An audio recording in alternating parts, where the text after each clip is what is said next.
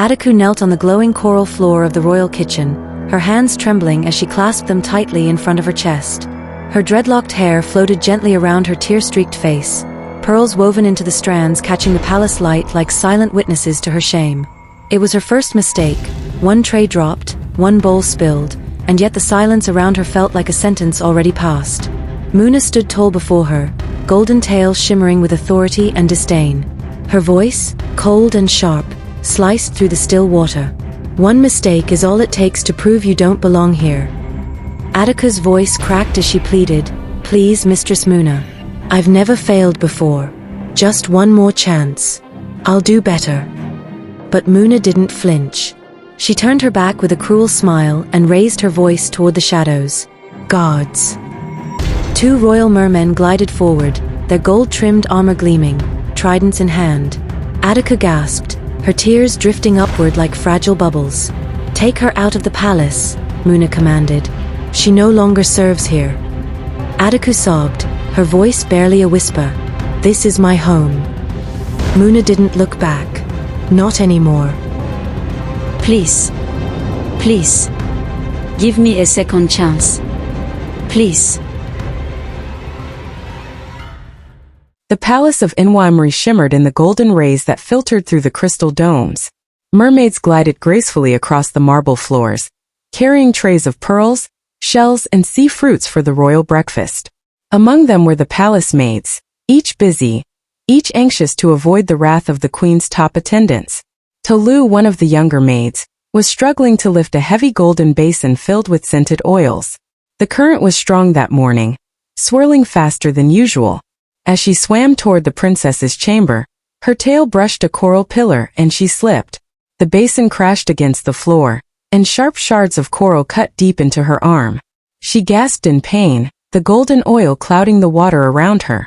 "Tolu," Ndidi whispered, swimming closer from the corner where she was polishing a mirror. "Are you okay?" Tolu winced, clutching her bleeding arm. I'm fine. Please don't call attention. Muna will have me punished if she sees this mess." But the wound was bad. Blood swirled in red trails through the water. Without thinking, Ndidi reached out, pressing her trembling hands against Tolu's injury. The moment her skin touched the wound, a faint glow burst from her palms, soft golden light rippling through the water. The bleeding stopped. The gash sealed before their eyes. Both girls froze. Tolu stared at her arm, smooth, unscarred, as though the injury had never existed. Her eyes widened in disbelief. "Ndidi, what did you just do?" Ndidi's heart raced. I don't know. I've never." She looked at her hands, shaking, as small golden sparks faded from her fingertips. Fear mixed with awe between them. "Please," Ndidi whispered, grabbing Tolu's wrist. "Don't tell anyone. If they find out, they'll think I'm cursed." Tolu nodded quickly, still trembling. "I won't say a word. I promise." From that day, an unspoken bond formed between them. They shared glances during chores, whispered softly in corners.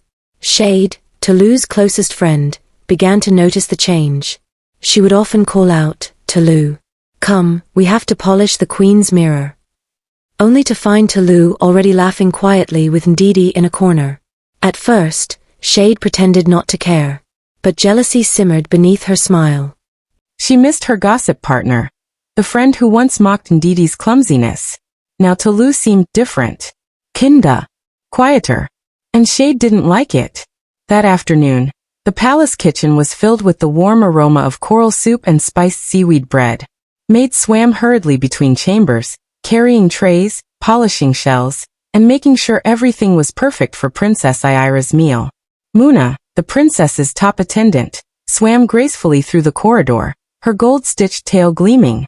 Behind her were Halima and Tata, checking what other maids were doing. "Careful," Muna warned sharply. "If anything spills, you know what will happen." The maids nodded fearfully, but one of them, a nervous young girl, lost her balance as another brushed past. The tray slipped from her hands, and the bowl of soup splashed across the crystal floor. The hot liquid spread in a glowing red cloud. The young maid froze, horrified. I'm so sorry," she stammered, bowing quickly. Muna turned, her expression hard as coral. "Sorry, she snapped, her voice echoing through the hall. Do you know who this meal was for? Princess Ira herself. I didn't mean. Before the girl could finish, Muna's tail whipped through the water, knocking the empty tray from her hands. You're finished here, she hissed. Get out. I will not tolerate carelessness in the princess's service. The maid's lips trembled, tears mixing with the water as guards appeared to escort her away. From the far corner, Ndidi, Tolu, and Shade watched in silence. That was too harsh, Tolu whispered, her voice tight. It was just a mistake. Shade gave her a quick look. That's Muna for you. She acts like she owns the palace. She does. Another maid murmured nervously. At least, the princess listens to her more than anyone else. Their whispers faded as Muna, Halima, and Tata swam past in a shimmer of authority. Heads high, eyes cold. The maids bowed quickly, pretending to scrub the floors. Only when the trio disappeared did the murmurs return. Tolu frowned. I can't stand the way they treat people. Shade crossed her arms. You've changed, Tolu. You didn't used to care what they did. Tolu looked away. Maybe I've just seen enough cruelty. Her eyes flicked briefly to Ndidi, who was quietly gathering broken coral pieces from the floor. Shade noticed. Her tail flicked sharply. You've been spending too much time with her lately, she said bitterly. She's not one of us, remember? We used to talk about her all the time. Now you defend her? Tolu's voice softened. Shade, she's not what we thought. Shade's jaw tightened. She's still a servant, just like the rest of us. Don't forget that. The tension between them thickened like the dark current outside the palace. Queen Zuberi hovered before a mirror of dark water. Her crimson scales shimmered faintly as she stirred a cauldron filled with black ink and crushed sea pearls. The potion hissed and bubbled. He celebrates peace while I swim in shadows, she murmured.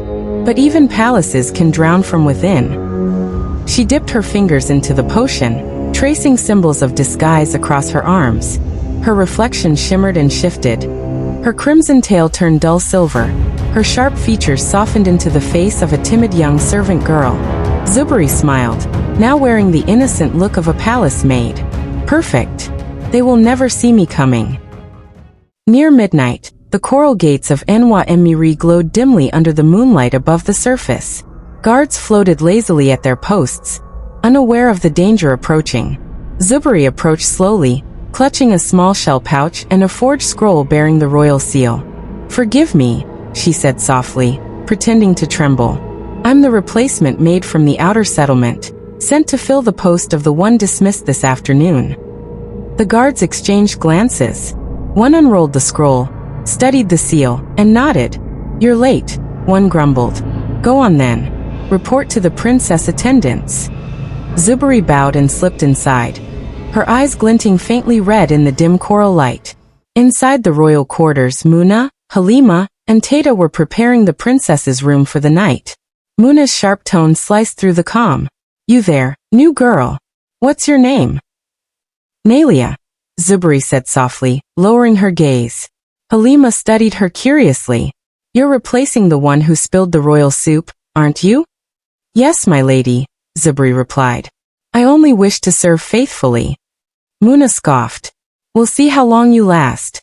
Now get the coral candles, and don't touch anything unless told. Zuberi bowed, masking her smirk. As she moved around the chambers, she trailed her fingers lightly along the walls, murmuring an inaudible spell under her breath. The coral seemed to darken for a moment, then return to its usual glow. Tiny threads of shadow began to weave invisibly through the palace, the first breath of her curse. When she passed by Ndidi in the hallway later, she paused briefly. There was something about the girl. Her aura felt warm, almost irritatingly so. But Zuberi brushed it off. Just another servant, she muttered quietly. And soon they will all serve me. That night, as the palace slept, Zuberi, now known as Maid Nalia, stood by the coral windows overlooking the ocean depths. Her eyes gleamed red as she whispered to the swirling shadows around her. My brother's kingdom will not fall by armies or blades. It will crumble from trust, from within. The currents around her darkened, as though listening. Let the first tide of darkness begin.